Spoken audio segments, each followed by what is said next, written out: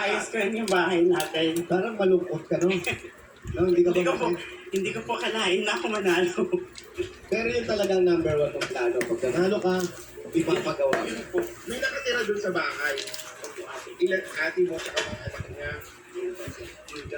Tuyod na rin yung ate mo. Patay na rin yung asawa lalaki. Dito ang buhay. Tuyod ang buhay, hiwalay. Nasa, nangaliwa. Ano po ba ito? Yun ang buhay. Pinatay na sa isip. Ano pa po ba yung mga papaayos mo dun sa bahay? Ano po, malaki pa kasi sa aming kulang. Tulad na. Wala pang gripo, wala pang gripo, wala pang tubig, inikip lang. So pero si ate mo, doon pa rin nakatira. Opo, agas ang anak niya.